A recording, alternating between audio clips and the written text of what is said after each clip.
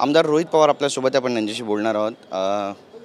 घराणेशाही आहे राज्यामध्ये आणि ठाकरेंना मुलाला मुख्यमंत्री करायचं आहे, यासाठी या विरोधात लढा देतोय असं वक्तव्य केलं आहे अमित शहा यांनी। TV9च्या कॉन्क्लेव्हमध्ये ते बोलत होते। तुमची प्रतिक्रिया काय यावर? नाही, कदाचित अमित शहा साहेब इतके मोठे नेते आहेत, त्यांना विखे पाटील साहेबांबद्दल माहीत नसतील की ते BJPमध्ये आहेत। कदाचित त्यांना अजितदादांबद्दल माहीत नसेल की आता ते BJP बरोबर आलेले आहेत। तसंच श्रीकांत शिंदे हे एकनाथ शिंदे साहेबांचे चिरंजीव आहेत हे त्यांना माहीत नसेल। पंकजाताई मुंडे हे सुद्धा घराणेशाहीमधून येतात।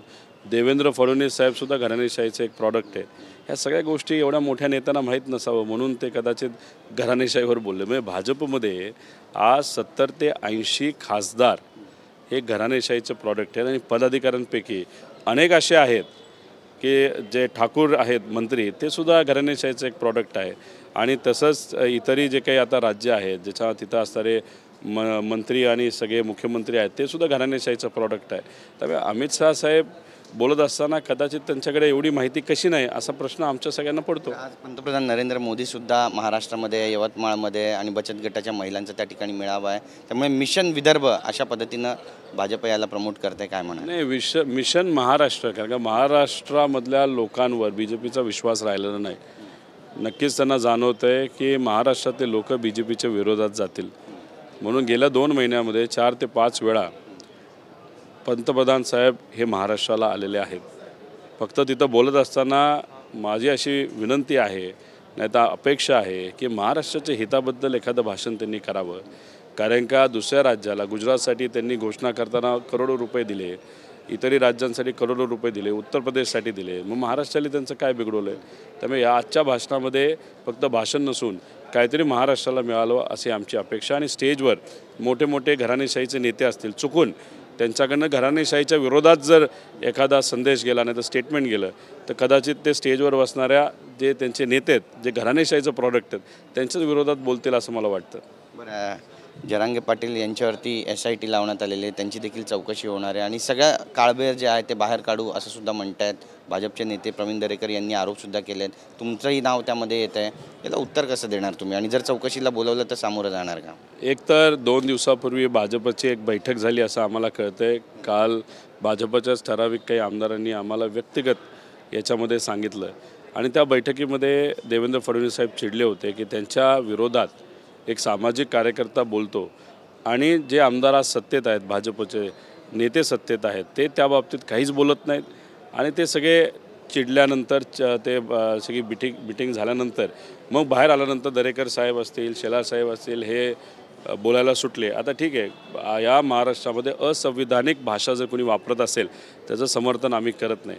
पण काल SIT एका सामाजिक कार्यकर्त्यांवर बसली, पण ज्या पद्धतीने ती SIT लावण्यात आली, मुख्यमंत्री साहेब बाहेर कॉरिडॉरमध्ये होते, ते यायच्या आधीच तिथं अध्यक्षांनी SIT ही फॉर्म केली आणि मग तिथं मुद्दा कुणी मांडला तर भाजपच्या आमदारांनी मांडला। तिथं SIT कुणी फॉर्म केली तर तसं अध्यक्षांनी फॉर्म केली, ते सुद्धा भाजपचेच आहेत। आणि अशा परिस्थितीमध्ये टार्गेट कोणाला करण्याचा प्रयत्न ते करत आहेत, कारण या सगळ्या प्रक्रियेमध्ये जर तुम्ही बघितलं तर भाजपच्या कुठल्याही आमदारांनी आरक्षणाच्या बाजूची भूमिका ही पूर्वी घेतली नाही आणि अचानक इथं असं जरांगे पाटलांच्या विरोधात ते बोलायला लागले। तिथं जे काही तडजोड झाली, नेगोशिएशन झालं, आरक्षण कसं दिलं पाहिजे त्या बाबतीतली बातचीत असेल, ते सगळे एकनाथ शिंदे साहेबांचे नेते, आमदार, त्यांचे OSD हे तिथं करत होते। त्यामुळे कदाचित भाजपचं टार्गेट हे एकनाथ शिंदे नाही ना असं कुठेतरी आता शंका लोकांमध्ये आहे। आणि आमचं मत आहे की देवेंद्र फडणवीस साहेबांच्या विरोधात बोललं की तुम्ही SIT लावताना, तर माझं एक ॲलिगेशन आहे की पेपरफुटी ही जी महाराष्ट्रात चालू आहे त्याच्यामागे देवेंद्र फडणवीस साहेबच आहेत।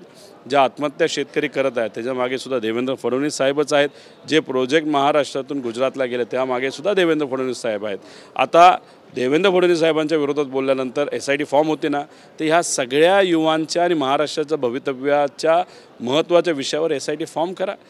ज्याच्यामध्ये राजकारण त्याची SIT तुम्ही फॉर्म करता आणि ज्याच्यामध्ये लोकांचं भवितव्य आणि गरिबाचं कुठंतरी हित आहे त्याच्यात तुम्ही SIT फॉर्म करत नाही। दुटप्पी भूमिका आहे ना, राजकारण पडले, दुसरं काही पडलेलं नाही।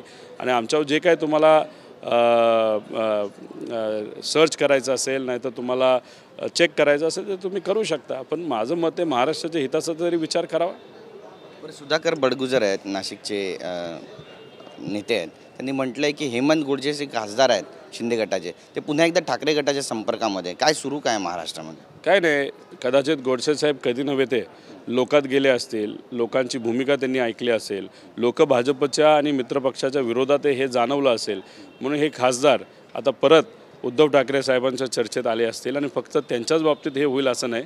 येत्या काळामध्ये तुम्ही जर बघितलं ज्या पद्धतीने अजितदादांना BJP दाबतंय, एकनाथ शिंदे साहेबांना अडचणी आणण्याचा प्रयत्न BJP करते, ते येत्या काळामध्ये त्यांचे जे आमदार आहेत ज्याच्यावर त्यांची आकडा हा बसतो, ते आमदारसुद्धा त्यांच्याकडे राहणार नाहीत, अशी परिस्थिती येत्या काळामध्ये होईल. गोव्याचे मुख्यमंत्री प्रमोद सावंत म्हणत आहेत की आपल्याला मावळसुद्धा जिंकायचं आहे, रायगडसुद्धा जिंकायचं आहे आणि त्यासोबत सिंधुदुर्ग रत्नागिरीसुद्धा जिंकायचं आहे. या तिन्ही जागेवर भाजपचा डोळा असं म्हणावं?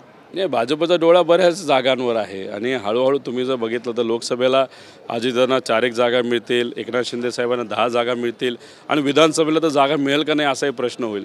तर त्यात भाजपचे नेते कदाचित असंही म्हणतील की आता बाबांनो, तुमच्या चिन्हावर लढू नका, भाजपच्या चिन्हावर लढा. भाजपची ही प्रवृत्ती आहे मित्रपक्षालासुद्धा संपवायचं आणि ते महाराष्ट्रामध्ये टप्प्याटप्प्याने होताना आपण सर्वजण बघत आहोत. याची बैठक आहे 4 वाजता ट्रायडेंटमध्ये.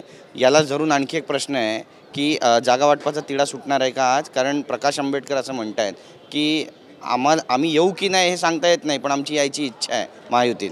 नाही, आज तिढा संपेल असं आम्हाला सगळ्यांनाच वाटतं. कारण प्रकाश आंबेडकर साहेब एक मोठे नेते आहेत, संविधानाच्या बाजूली, लोकशाहीच्या बाजूली नेहमी ते बोलत आलेले आहेत आणि त्यांचं ठाम मत आहे की BJP संविधान संपवेल, लोकशाही संपवेल 2024 नंतर.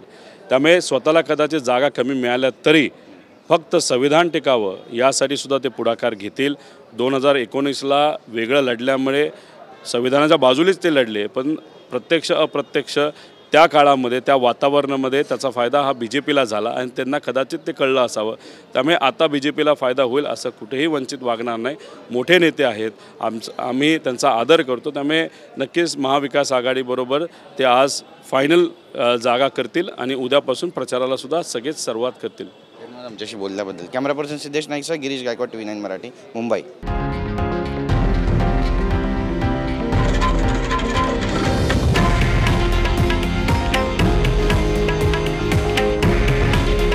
हे आहे देशातील नंबर 1 न्यूज नेटवर्क आणि आपण पाहत आहात TV9 मराठी. काळजी तुमची, हित महाराष्ट्राचं.